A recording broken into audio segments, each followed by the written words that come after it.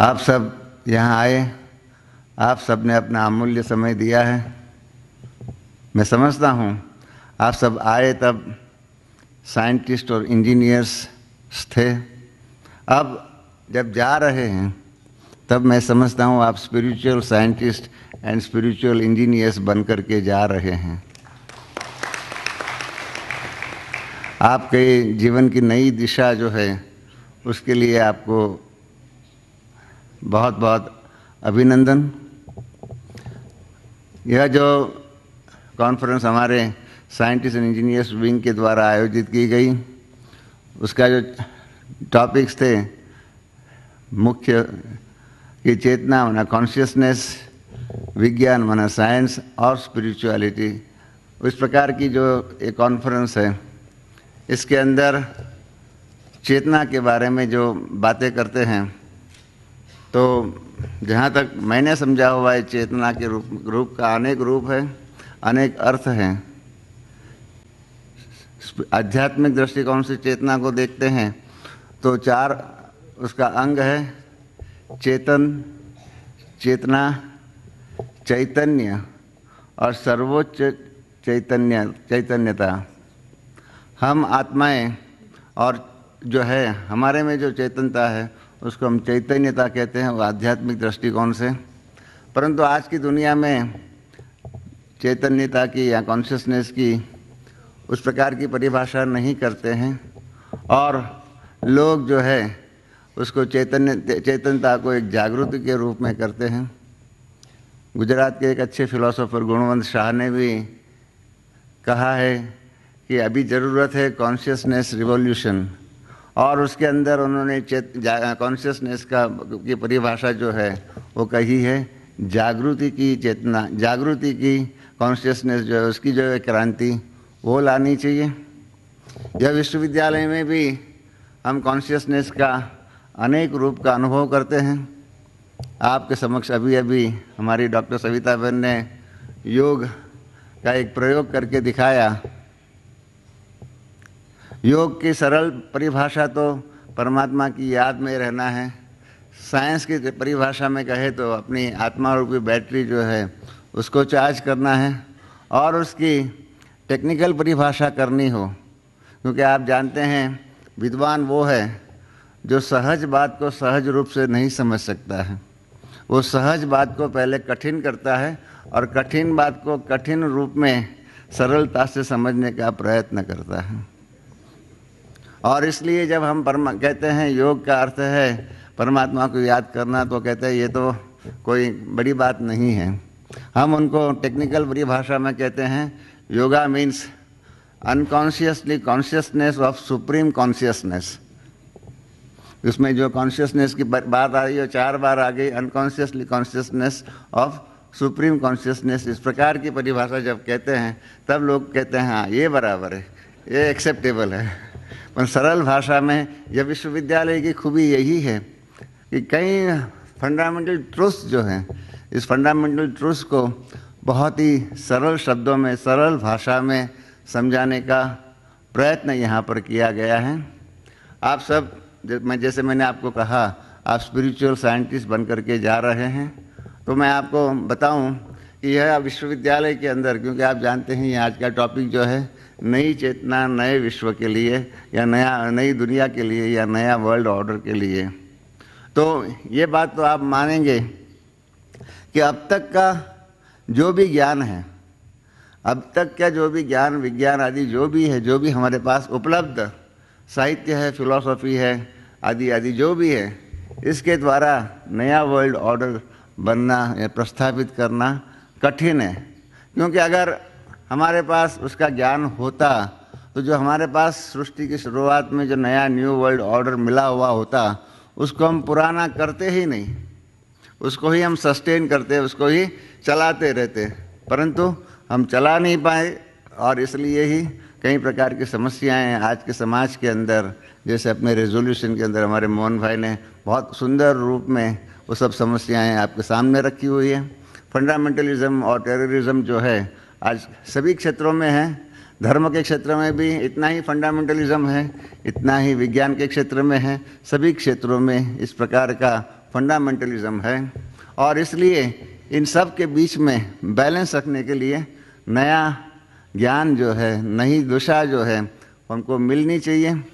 और आज तक जितना भी प्रयत्न हुआ है, चाहे फिलॉसफी के दुनिया में, चाहे विज्ञान की दुनिया में, सभी जगह पर आपको एक बात बता दूं, हम क्रिएशन है, हम सब क्रिएशन ने, यह क्रिएशन किस प्रकार से उसका निर्माण हुआ और इसका क्रिएटर कौन है, इसके बारे में कल्पना करने का प्रयत्न किया।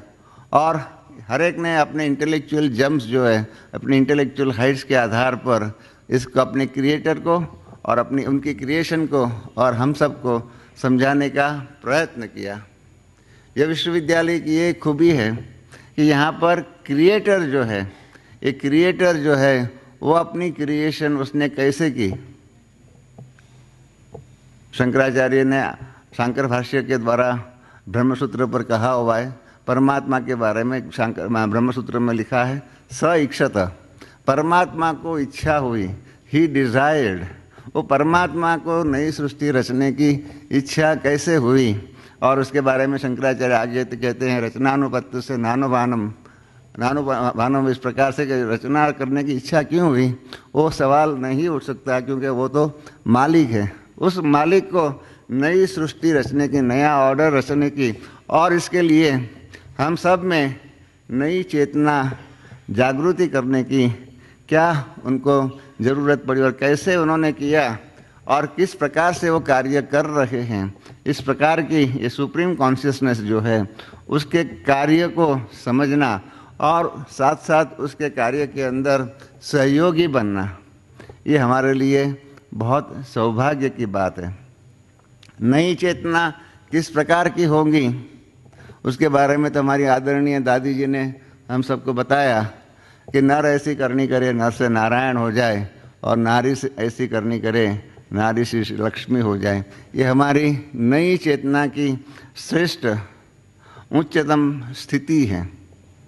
आप जानते हैं 4 प्रकार की बातें होती है, साधन, साधना, साधना कर्ता और साध्य।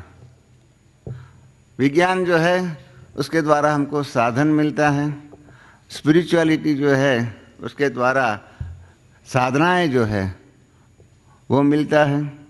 और साधन और साधना दोनों का उसको मिक्स करके कार्य करने वाले हम सब साधन करता है। और हमारा साध्य है जीवन को श्रेष्ठ बनाना, उच्च पद पाना, इस प्रकार का हमारा साध्य है।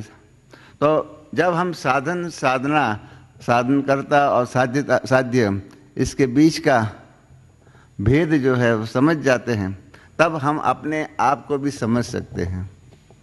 इस रेजोल्यूशन में भी बताया गया कि क्राइसिस ऑफ आइडेंटिटी है। पश्चिम के मैस्लो ने भी यही बात कही हुई है कि आज की दुनिया की सबसे बड़े में बड़ी क्राइसिस वही है कि crisis of identity and crisis of second identity की सेकंड क्राइसिस है कि हु वी आर, हम कहाँ से आए, from where we have come, what is the purpose of life. इन सब बातों के ऊपर आज की दुनिया के अंदर बहुत बड़ी क्राइसिस है और इसलिए उस क्राइसिस को दूर करने का प्रयत्न करना चाहिए। हम इस विश्वविद्यालय के अंदर इस प्रकार से चेतन, चेतना और चैतन्यता के बीच का जो फर्क है उसको समझने की कोशिश करते हैं। वैज्ञानिक जो है चेतन का बारे में ज़्यादा करते हैं, मतलब स्थूल दुनिया की जितनी बातें हैं, मटेरियलिस्टिक जो है। क्योंकि मैं समझता हूँ जब हमको बचपन में सिखाया गया था विज्ञान की परिभाषा क्या, आज के ज़माने में विज्ञान की परिभाषा अलग हो गई है, परंतु बचपन में हमको सिखाया गया था साइंस माना ही systematize body of knowledge, that is science. Ramanuja ने फिलोसॉफी की फील्ड में बहुत अच्छी बात कही है कि प्रकृति वियुक्त आत्मस्वरूप विवेक लक्षणम इति ज्ञानम एतत् सर्वम प्रकृति वियुक्त आत्मस्वरूप विवेक लक्षणम इति ज्ञानम एतत् सर्वम विज्ञानम। प्रकृति रहित सिर्फ मैं आत्मा कौन हूँ, मेरा रचयिता कौन है, इसके बारे में जो चर्चा होती है वो है ज्ञान। और उसके अलावा बाकी जितनी भी बातें हैं वो सब विज्ञान के क्षेत्र में आ जाती है। इस प्रकार की सुंदर परिभाषा हुई है। हम यहाँ पर इस दुनिया में यहाँ पर ये प्रयत्न कर रहे हैं कि विज्ञान को हम दो तरीके से देखते हैं, एक मटेरियल साइंस और दूसरा मेटाफिजिकल साइंस। हमने कई बड़े बड़े वैज्ञानिकों के साथ बातचीत की हुई है और यह विश्वविद्यालय में जो मेटाफिजिकल साइंसेस की जो परिभाषाएं जो है वो जब हम उनको बताते हैं तो हमको मालूम पड़ता है, जैसे अल्फ्रेड हॉफमैन है जिन्होंने LSD एज ए ड्रग का संशोधन किया हुआ था, सैंडोज के वो चीफ साइंटिस्ट थे। उनके साथ जब हमने चर्चा की तो उन्होंने भी बताया कि he is trying now after retirement to see that metaphysical sciences and physical sciences are the two sides of the same coin। इस प्रकार की परिभाषा करते हैं। हम भी यह विश्वविद्यालय के अंदर ज्ञान और विज्ञान जो है दोनों का बैलेंस करके नई दुनिया और नई चेतना जागृत करने का प्रयत्न करते हैं। हमारे यहाँ एक सिंपल आपको एक उदाहरण बताऊं। अब तक की जो आत्मा की परिभाषा है जिसके कारण हमारे वैज्ञानिक मित्र जो है, भाइयों जो हैं, भाई बहनें जो है उसको स्वीकार नहीं करते थे, क्योंकि शंकराचार्य आदि ने विज्ञान आत्मा की परिभाषा ऐसी बताई कि मनोबुद्धि अहंकार चित्तानि नाहम न च श्रोत्र जीवे न च घ्राण नेत्र। इस प्रकार का मन बुद्धि आदि आदि रहित जो है आत्मा है, उस प्रकार की परिभाषा बताई। और उसके ही कारण प्रोफेसर बार्कर जैसे लोगों ने कहा कि philosophy is a search by a blind man in a dark room of a black cat and that cat is not in that room। इस प्रकार की आलोचना फिलॉसफी की हमारे कई मित्रों ने की। ये विश्वविद्यालय इसलिए कहता है, आत्मा की सिंपल परिभाषा आपको बताना चाहता हूँ कि मन बुद्धि और संस्कार युक्त है। जब हम ये मन बुद्धि और क्योंकि विज्ञान जो है मन को मानता है, conscious mind, unconscious mind, subconscious mind, इसको मानता है, परंतु उसका एड्रेस कहाँ है? हमने बड़े बड़े साइकोलॉजिस्ट आदि से पूछा हुआ है, पैरासाइकोलॉजिस्ट को भी, कि ये आत्मा शरीर के अंदर आप जब 3 स्टेज मन की कहते हैं माइंड की, where is this mind in this body, परंतु बता नहीं सकते हैं। हमने कईयों को पूछा है, हु स्लीप्स इन द स्लीप, नींद में नींद कौन करता है, एंड अल्टीमेटली हु डाइज, कौन शरीर छोड़ता है। इस प्रकार की फंडामेंटल प्रिंसिपल्स ऑफ लाइफ जो है इसके बारे में काफ़ी चर्चा हो सकती है, होनी चाहिए। तो यहाँ ये मन बुद्धि संस्कार युक्त बातें जो है उसको हम बताते हैं कि वो है आत्मा। जब इस प्रकार की चेतना की परिभाषा कहते हैं तो कई बड़े बड़े वैज्ञानिक जो है कहते हैं तब तो we are very near to each other, इस प्रकार की बातें करते हैं। हम राजयोग को सिर्फ परमात्मा की याद के रूप में बैठ जाने की बात नहीं करते हैं। हम कहते हैं, जैसे गीता में कहा हुआ है, योगा कर्मसु कौशलम, योग के द्वारा कर्मों के अंदर श्रेष्ठता आए, जीवन व्यवहार में भी श्रेष्ठता आए, उस प्रकार का उसका नाम है योग। जैसे हमारे डॉक्टर साहब ने बताया, इस प्रकार की योग की परिभाषा है। हम इसके बारे में प्रयोग भी करते हैं। आप यहाँ कई इंजीनियर्स बैठे हुए, कई इंजीनियर्स एंटरप्रेन्योर्स भी होंगे, इन्होंने प्रयत्न भी किया होगा, प्रयोग भी किया होगा। हमारे ही एक मित्र हैं मिस्टर GS राजू करके, वो मेडिसिन बनाते हैं, वो इंजीनियर भी है, टेक्नोलॉजिस्ट भी हैं। इन्हों को जब राजयोग सिखाया गया, उनकी फैक्ट्रीज में करीब 8-10 हज़ार लोग काम करते हैं। इन्होंने एक प्रयोग किया, मैं आपको एक प्रयोग के रूप में उनकी बात बताता हूँ। इनके प्रयोग के अंदर इन्होंने रोज़ फैक्ट्री के अंदर, आप जानते हैं 8 घंटा काम करना होता है, 8 से 12 और 1 से 5, इस प्रकार से 8 घंटा काम करना होता है। तो पहला आधा घंटा 8 से 8:30 सामुदायिक योग, जैसे आज आपको डॉक्टर सविता पर ने 5-7 मिनट का अनुभव कराया, उस प्रकार का आधा घंटा उन्होंने मेडिटेशन रूम बनाया, उसके अंदर वो करते थे। और दोपहर में भी, लंच के बाद भी 1 से 1:30 बजे तक योग करके फिर 3.5 घंटा काम करते थे।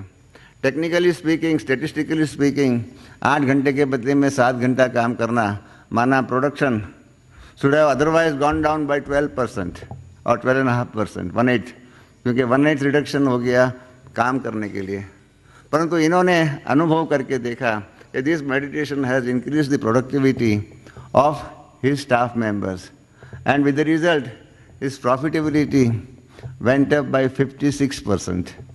His profitability went up by 56%. जबकि होना चाहिए profitability should have gone down by 12.5%. Instead of that, it went up by 56%. And because of that, he increased the remuneration of his staff members by lump sum 25% also. He established so many other things for the staff members and all those things. And with the result, जो आप जानते हैं हमारे industries के अंदर बड़े से बड़ा बॉटल नेक जो होता है वो ट्रेड यूनियन, आपको भी अनुभव होगा।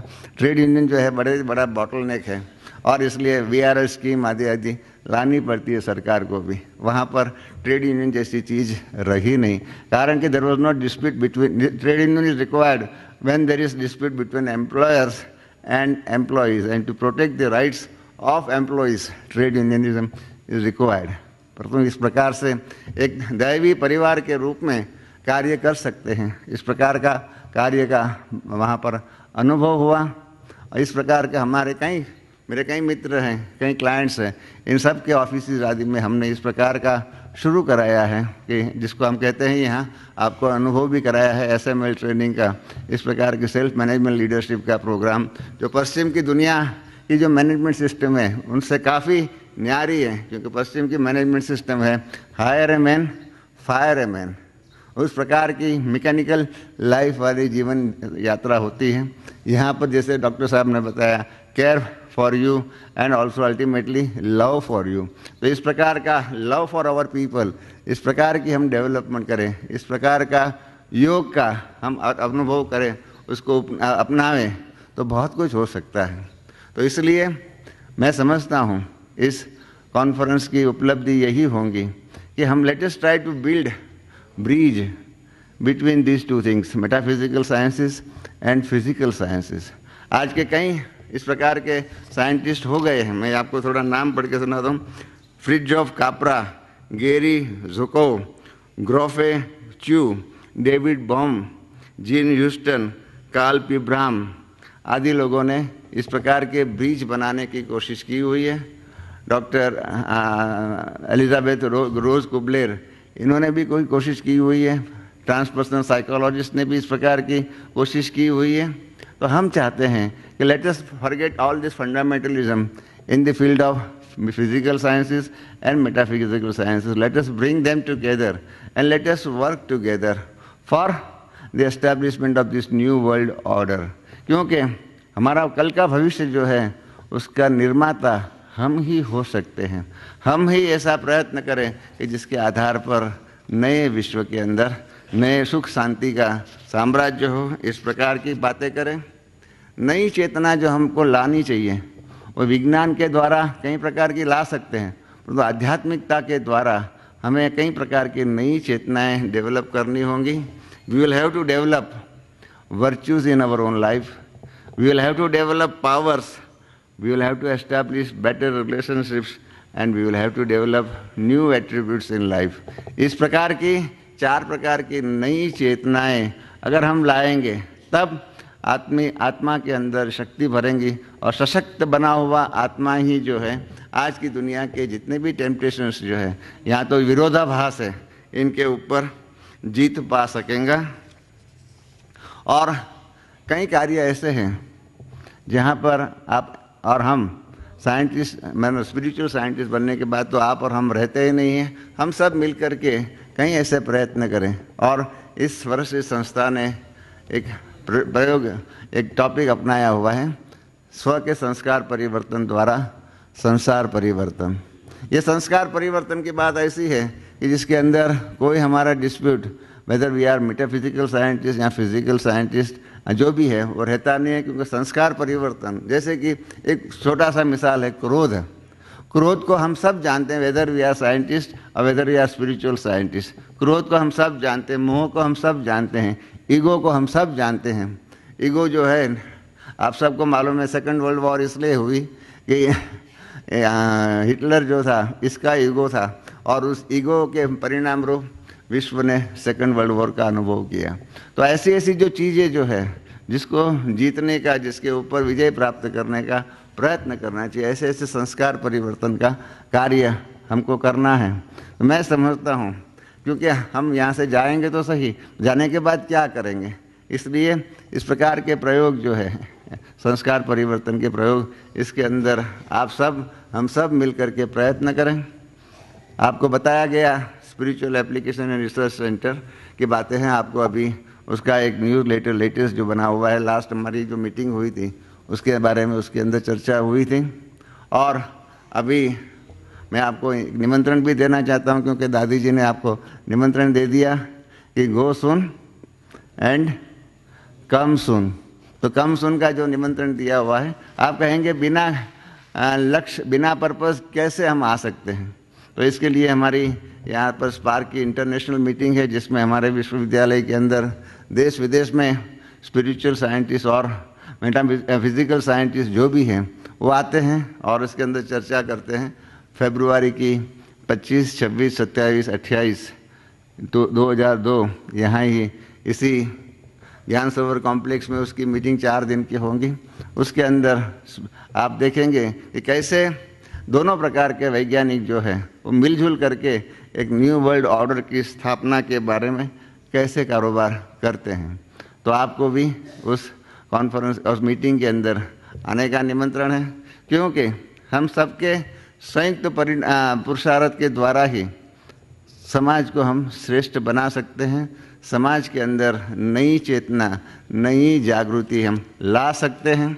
जैसा हमारे पहले वक्ता ने आपको बताया, ये विश्वविद्यालय शुरू से ही नई चेतना लाने का प्रयत्न करते हैं। इन्होंने इतिहास की बातें बताई विश्वविद्यालय का, मैं आपको 1-2 बार बता दूं। नई चेतना बहनों में कैसे लाई गई, कानून के द्वारा। उस ज़माने में लोग मानते थे कि स्त्री को अपना शरीर के ऊपर हक नहीं है, शी हैज़ टू टोटली ओबे हर हस्बैंड, पति उसके लिए परमेश्वर है। और कॉन्जुगल राइट्स की बातें बहुत थी। यह विश्वविद्यालय ने जब इसकी स्थापना हुई तो यही कॉन्जुगल राइट्स के ऊपर प्रश्न उठे और हाईकोर्ट तक गया और हाईकोर्ट के द्वारा ये मान्य किया गया कि सी इज़ लेडी ए वुमन, स्त्री जो है वो अपने शरीर की मालिक है। अगर अपनी आध्यात्मिक उन्नति के लिए पुरुष घर बार छोड़ करके, परिवार छोड़ करके जा सकता है तो स्त्री को भी इतना ही अपनी आध्यात्मिक उन्नति करने की उनके पास भी ये फैसिलिटी होनी चाहिए, उसको राइट्स है, अधिकार है। और दूसरा, उस ज़माने में मानते थे कि स्त्री को अपना कोई अधिकार नहीं है, she has no property rights, और जो भी है property rights all their rights vest in their husband. इस प्रकार की परिभाषा सामाजिक परिभाषा थी, सोशल ऑर्डर में थी। तो ये भी यहाँ पर विश्वविद्यालय के द्वारा परिवर्तन लाया गया, कोर्टों के द्वारा सिद्ध हुआ कि स्त्री विमेन जो has all the property rights, और स्त्री अपने स्त्री धन की संपूर्ण मालिक बन सकती है। इतने तक आध्यात्मिक चेतना, नई चेतना है विश्वविद्यालय के द्वारा आई कि आप जानते हैं हिंदू धर्म के अंदर शंकराचार्य है। उन्होंने 1600 वर्ष पहले वो शंकराचार्य की पोजीशन पीठिका शुरू की। 4 शंकराचार्य मुख्य थे और उसके नीचे अंतर्गत 64 महामंडलेश्वर थे। इस 1600 वर्ष के इतिहास में अब तक पुरुषों को ही शंकराचार्य यहाँ महामंडलेश्वर बनने का अधिकार था। सब जगह पर ऐसा ही है। आज तक पश्चिम की दुनिया में रोम में जो रहने वाले जो मुख्य जो उनके अधिकारी जो है वो कभी भी स्त्री नहीं बनी हुई है, आप जानते हैं, पुरुष ही बना हुआ है। यह विश्वविद्यालय के द्वारा नई चेतना प्राप्त की हुई बहनों के द्वारा भारत के हिंदू धर्म ने भी अपनी डेफिनेशंस, अपने अधिकार क्षेत्र बदली किया और 3 बहनों को दुनिया में उनके ही क्षेत्र की 3 बहनें आदि जो है उनको महामंडलेश्वरी का पद जो है दिया। इस प्रकार के 1600 वर्ष की जो उनकी डेफिनेशन जो बनी हुई, जो हायरार्की बनी हुई थी, उसके अंदर परिवर्तन किया। तो हम चाहते हैं कि ऐसे अनेक प्रकार की सामाजिक क्रांति हम सब कर सकते हैं, और जब तक ऐसी सामाजिक क्रांति नहीं आई हुई है तब तक समाज के अंदर से फंडामेंटलिज्म, टेररिज्म आदि नहीं जाएंगे और तब तक हम सच्चा सुख, शांति, आनंद का अनुभव नहीं कर सकते हैं। तो इसीलिए हम सब मिलकर के इस क्रांति के जनक बने, यही शुभ इच्छा से आप सबका मैं फिर से अभिवादन करता हूँ। ओम शांति।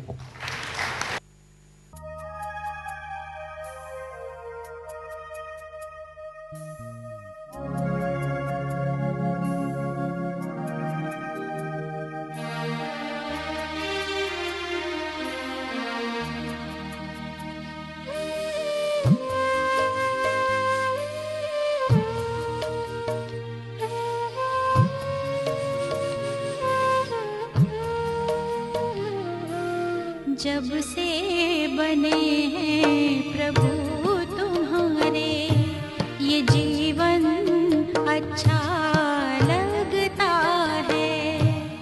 यादों में तेरी मस्ती चढ़ी है, यादों में तेरी मस्ती चढ़ी है। सब कुछ अच्छा लगता है। जब से बने हैं प्रभु तुम्हारे, ये जीवन अच्छा लगता है।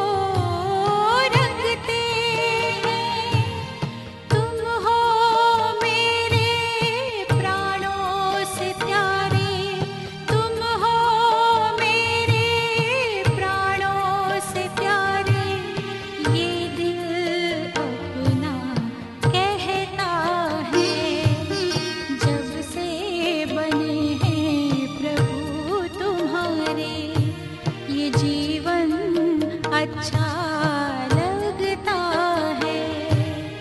यादों में तेरी मस्ती चढ़ी है, यादों में तेरी मस्ती चढ़ी है, सब कुछ अच्छा लगता है। जब से बने हैं प्रभु तुम्हारे, ये जीवन अच्छा